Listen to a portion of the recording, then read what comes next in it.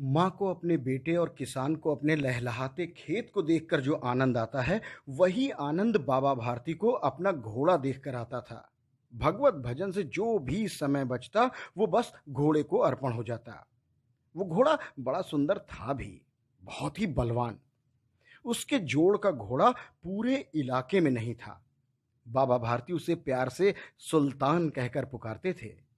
अपने हाथों से खरहरा करते, खुद दाना खिलाते और देख देख कर प्रसन्न होते। उन्होंने रुपया, माल, असबाब, जमीन आदि अपना सब कुछ छोड़ दिया था। यहां तक कि उन्हें नगर के जीवन से भी घृणा हो गई थी। अब गांव के बाहर एक छोटे से मंदिर में रहते और भगवान का भजन करते थे। मैं सुल्तान के बिना नहीं रह सकता। उन्हें ऐसी भ्रांति हो गई थी। वो उसकी चाल पर लट्टू थे। कहते, ऐसे चलता है मानो मोर घटा देखकर नाच रहा हो। जब तक संध्या के समय सुल्तान पर चढ़कर 8-10 मील का लंबा चक्कर न लगा लें, उन्हें चैन नहीं आता था।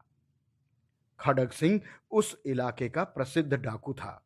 लोग उसका नाम सुनकर थर थर कांपते थे। होते होते सुल्तान की कीर्ति खड़ग सिंह के कानों तक जा पहुंची। उसका हृदय उसे देखने के लिए अधीर हो उठा। एक दिन दोपहर के समय बाबा भारती के पास वो पहुंचा और नमस्कार करके बैठ गया। बाबा भारती ने पूछा, खड़ग सिंह, क्या हाल है बच्चा? खड़ग सिंह ने सिर झुकाकर उत्तर दिया, बाबा, आपकी दया है। कहो, इधर कैसे आ गए भाई तुम? बस बाबा, वो सुल्तान की चाह खींच लाई। विचित्र जानवर है। अरे देखोगे तो प्रसन्न हो जाओगे। मैंने भी बहुत प्रशंसा सुनी है बाबा। अरे उसकी चाल तो बस तुम्हारा मन ही मोह लेगी खड़ग सिंह। कहते हैं बाबा के देखने में भी वो बहुत सुंदर है। क्या कहना सुल्तान का भाई। उसे एक बार जो देख लेता है, उसकी हृदय पर छवि अंकित हो जाती है। बाबा, बहुत दिनों से मेरी अभिलाषा थी, आज उपस्थित हो सका हूं किसी तरह। बाबा भारती और खड़ग सिंह अस्तबल में पहुंचे। बाबा ने घोड़ा दिखाया घमंड से और खड़ग सिंह ने देखा उसे आश्चर्य से। उसने सैकड़ों घोड़े देखे थे, लेकिन ऐसा बांका घोड़ा उसकी आंखों से कभी न गुजरा था। सोचने लगा, भाग्य की बात है, ऐसा घोड़ा तो खड़ग सिंह के पास होना चाहिए था। अब इस साधु को ऐसी चीजों से क्या लाभ? कुछ देर तक वो आश्चर्य से चुपचाप खड़ा था। इसके पश्चात उसके हृदय में होने लगी हलचल। बालकों सी अधीरता से बोला, परंतु बाबा जी, अगर हमने इसकी चाल न देखी तो क्या देखा?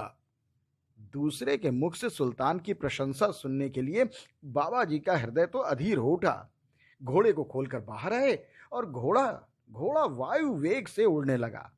उसकी चाल देखकर खड़ग सिंह के हृदय पर मानो सांप लौट गया।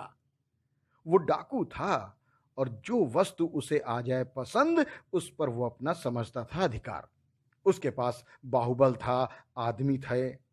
जाते जाते उसने कहा, बाबा जी, खड़ग सिंह अब ये घोड़ा आपके पास रहने नहीं देगा। बाबा भारती डर गए। अब उन्हें रात को नींद नहीं आती। सारी रात अस्तबल की रखवाली में कट जाती। हर क्षण खड़ग सिंह का भय लगा रहता। कई मास बीत गए, लेकिन खड़ग सिंह नहीं आया। यहां तक कि बाबा भारती कुछ असावधान हो गए और इस भय को स्वप्न के भय की तरह मिथ्या समझने लगे। संध्या का समय था। बाबा भारती सुल्तान की पीठ पर सवार होकर घूमने जा रहे थे। इस समय उनकी आंखों में चमक थी, मुख पर प्रसन्नता। कभी घोड़े के शरीर को देखते, कभी उसके रंग को, और मन में फूले न समाते थे। सहसा एक ओर से आवाज आई, ओ बाबा, अरे ओ बाबा, अरे बाबा, इस कंगले की भी सुनते जाओ बाबा। आवाज में करुणा थी। बाबा ने घोड़े को रोक दिया। देखा, एक अपाहिज वृक्ष की छाया में पड़ा कराह रहा है। बोले, तुम्हें तुम्हें क्या कष्ट है?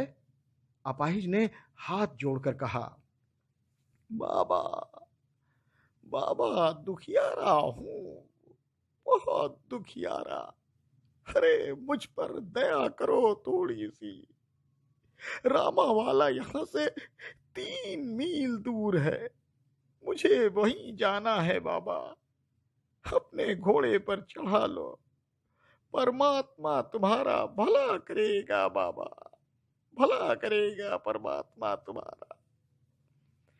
वहां तुम्हारा है कौन लेकिन भाई? दुर्गा दत्त वैद्य का नाम सुना होगा आपने बाबा। मैं उसी का सौतेला भाई हूँ। बाबा भारती ने घोड़े से उतरकर अपाहिज को घोड़े पर सवार किया और स्वयं उसकी लगाम पकड़कर धीरे धीरे चलने लगे। सहसा उन्हें एक झटका सा लगा और लगाम हाथ से छूट गई।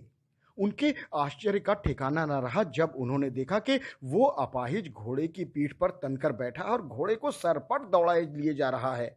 उनके मुख से भय, विस्मय और निराशा से चीख निकल गई। वो अपाहिज डाकू खड़क सिंह था।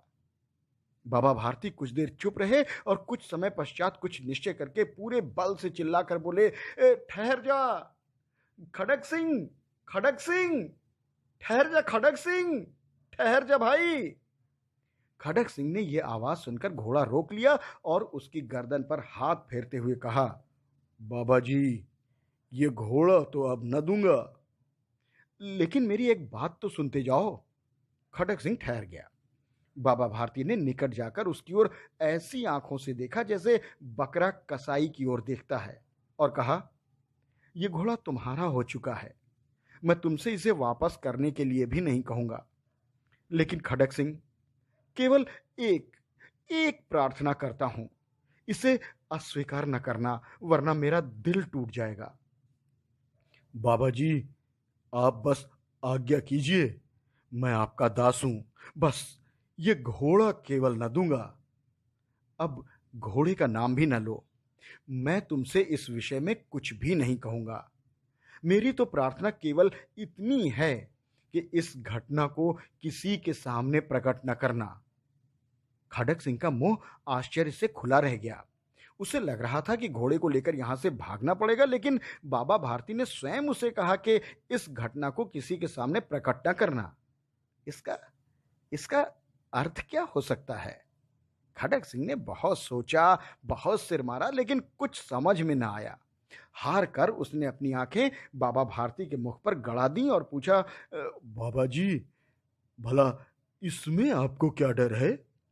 सुनकर बाबा भारती ने उत्तर दिया, खड़क सिंह, लोगों को जब इस घटना का पता चलेगा तो वो आज के बाद दीन दुखियों पर विश्वास नहीं करेंगे। ये कहते कहते उन्होंने सुल्तान की ओर से इस तरह मुंह मोड़ लिया जैसे उनका उससे कभी कोई संबंध ही न रहा हो। बाबा भारती चले गए, लेकिन उनके शब्द खड़क सिंह के कानों में उसी प्रकार गूंज रहे थे। इस घटना का पता चला तो दीन दुखियों पर कोई विश्वास न करेगा। इस घटना का पता चला तो दीन दुखियों पर कोई विश्वास न करेगा। इस घटना का पता चला तो दीन दुखियों पर कोई विश्वास न करेगा। दीन दुखियों पर कोई विश्वास न करेगा। दीन दुखियों पर कोई विश्वास न करेगा। न विश्वास करेगा, विश्वास नहीं करेगा, विश्वास नहीं करेगा। खड़क सिंह सोचने लगा, कैसे ऊंचे विचार हैं, कैसा पवित्र भाव है। बाबा को इस घोड़े से प्रेम था। इसे देखकर उनका मुंह फूल की तरह खिल जाता था। वो कहते थे, इसके बिना मैं नहीं रह सकूंगा। इसकी रखवाली में वो कई कई रात सोए नहीं। अरे, वो तो भजन भक्ति तक नहीं कर पाए, सिर्फ रखवाली करते रहे। लेकिन आज आज उनके मुख पर दुख की रेखा तक दिखाई न पड़ती थी। उन्हें सिर्फ ये ख्याल था कि कहीं लोग दीन दुखियों पर विश्वास करना न छोड़ दें। रात्रि के अंधकार में खड़क सिंह बाबा भारती के मंदिर पहुंचा। चारों ओर सन्नाटा था। आकाश में तारे टिमटिमा रहे थे। थोड़ी दूर पर गांव में कुत्ते भौंक रहे थे। मंदिर के अंदर कोई शब्द सुनाई न देता था। खड़क सिंह सुल्तान की बाग पकड़े हुए था। वो धीरे धीरे अस्तबल के फाटक पर पहुंचा। फाटक खुला हुआ था। किसी समय वहां बाबा भारती स्वयं लाठी लेकर पहरा देते थे, लेकिन आज आज उन्हें किसी चोरी, किसी डाके का कोई भय न था। खड़क सिंह ने आगे बढ़कर सुल्तान को उसके स्थान पर बांध दिया और बाहर निकलकर सावधानी के साथ फाटक बंद कर दिया। इस समय उसकी आंखों में नेकी के आंसू थे। रात्रि का तीसरा प्रहर बीत चुका था। चौथा प्रहर आरंभ होते ही बाबा भारती ने अपनी कुटिया से बाहर निकलकर ठंडे जल से स्नान किया। उसके पश्चात इस प्रकार जैसे कोई स्वप्न में चल रहा हो उनके पांव अस्तबल की ओर बढ़े, परंतु फाटक पर पहुंचकर उन्हें अपनी भूल प्रतीत हुई। साथ ही घोर निराशा ने पांव को मन मन भर का भारी बना दिया। वो वहीं रुक गए।